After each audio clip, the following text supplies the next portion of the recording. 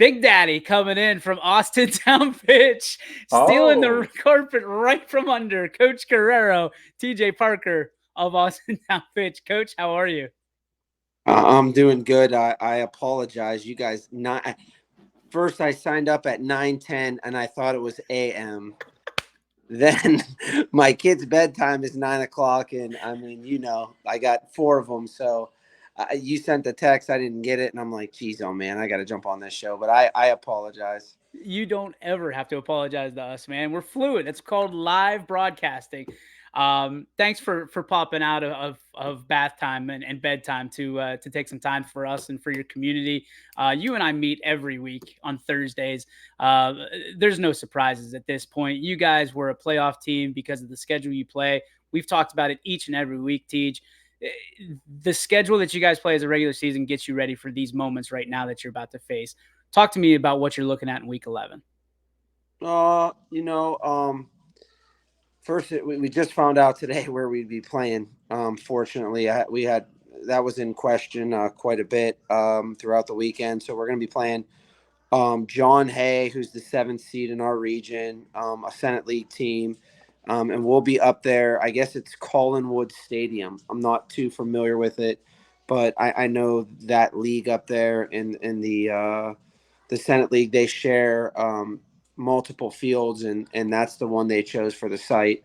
So we're happy to get all that ironed out. Playoff football is something that we look forward to year in and year out. And then in our region, there's no easy way out. You got to go through some of the best teams in the state. So we're looking forward to get it started. We're excited about the trip and playing a good John Hay team. It's interesting. I never even thought about, kind of where you play. It's usually just who you play. What goes, I mean, is it just like the atmosphere, the turf? I mean, what is it that goes into that kind of mentality for an opposing coaching staff? Well, that was the thing when I spoke to John Hay's head coach on Saturday morning. It was, hey, coach, we're looking for a field. Most of their games are on Saturday afternoons. So he's like, I don't know what we're going to do. And some of the stadiums around there have like a light ordinance. So there was a lot that goes into it that I don't think, honestly, they were prepared for. And then other teams up there, you have Glenville. I think Glenville's using John Carroll Stadium. We tried to see if we could get in at Case, and that just didn't work out. Case Western Reserve. I'm sure they'll be great hosts from talking to the coach. Seems like he has his team ready. He's excited about the opportunity to play us. So, I mean, when he made the comment, hey, we're going to make sure we have artificial turf, I was like, oh, okay, this could get interesting. It's been a while since I've played on grass. I mean, so I don't think my kids have ever played on grass in their 4 years. But yeah, we're excited. Yeah, as you should be. I mean, you've had a team that we talked week one that has continued to grow together throughout this entire journey. Talk about how you've seen them grow from week to week as we approach week 11.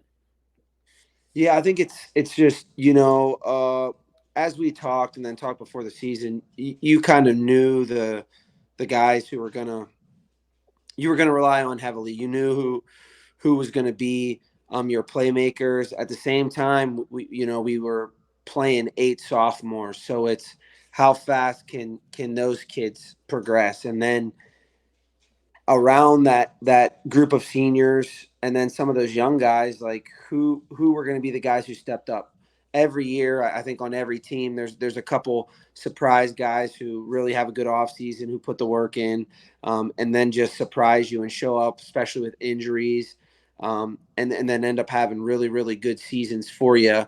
And I think we through the year have found we can count on a lot of guys, in what situations we can use our guys in.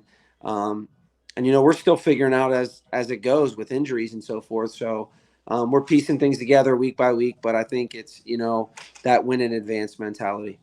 Yeah, it's interesting that you said earlier that you were kind of one of the teams that really didn't know who you were going to play or where you're going to play. So, how much have you seen of John Hay, and what have you seen, and what do you like, and what is going to be challenges for you as you head into Friday night? Yeah, we got the film late Saturday morning, and we've just been diving in, the last 3 days and prepping for them. Uh, John Hay is an athletic team. They have athletes, very good tacklers. We anticipate them playing a lot of man to man and bringing um, some heat as they shown throughout the season. Offensively, it's a formational team that we haven't really prepped against. They are a gun version of the wing T. They'll go double wing, they'll go tight end wing, um, and they're doing a lot of different things out of that. So formationally, they'll present some challenges to our defense that we'll have to make sure we're disciplined and lined up and gap sound and tackling all guys that they have with their moving parts and their counters and scissors that they do. Um, but anytime you're playing a playoff team, it's always going to be a challenge, especially when you're on their turf and in their environment.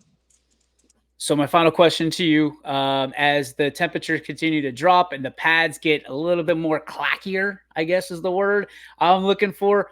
Why the heck would you trim your beard? You look like a mountain man. It was looking good. Why did you cut that? Well, first off, were you outside today? You didn't Yeah, get of out. course I was outside. Beautiful, man. I had on shorts at practice. I don't know. I think it was senior night, and you're walking your seniors out there with their parents. You got to have some class, right? No, you don't. You let that thing, you let that freak flag fly. That was your signature this year, my friend. TJ, thank you so much for spending some time with us and coming on when you didn't have to, man. You taking care of your kids, you deserve to. I know you're tired. I know you're probably gonna watch 7 hours of tape before you go to bed anyway. But we appreciate you spending some time with me. I'll see you Thursday. Hey, before I go, I do got to make one comment. I'm absolutely embarrassed by my background. I mean, you have a steps full of baseball bats, for crying out loud. I saw Sean; he had a big poster of himself in the background. I think Mike, he had knickknacks all over. I've never seen the back of a little kitchen of mine. I mean, it's What is that? Did you put tinfoil up on the back oh, there? What is you're that? my wife's feelings, man. I I'm don't, no, your wife's a sweetheart. I don't know. It's the backdrop of our kitchen island. So The people want to know, since you're staying on for a couple minutes, how many Fitch shirts do you have in your wardrobe? Because I think you're as bad as I am with YSN stuff at this point. we are geared out at Austintown Fitch. We are geared out. So I can't count. My wife helps with the laundry, so she probably hates it more than I do. But I'll tell you what. If I have the most Fitch shirts, I bet my kids have the second most. They get a new outfit every week. My That's all wife. that matters. That's That, all that matters. The fact that you're putting your kids to bed in a Fitch football Nike pullover is just amazing to me, and I credit you and your wife. So, Teach, thank you very much. I appreciate you, brother. Thanks for waiting up for me, DJ. Have a good You one, man. got it. Later, buddy.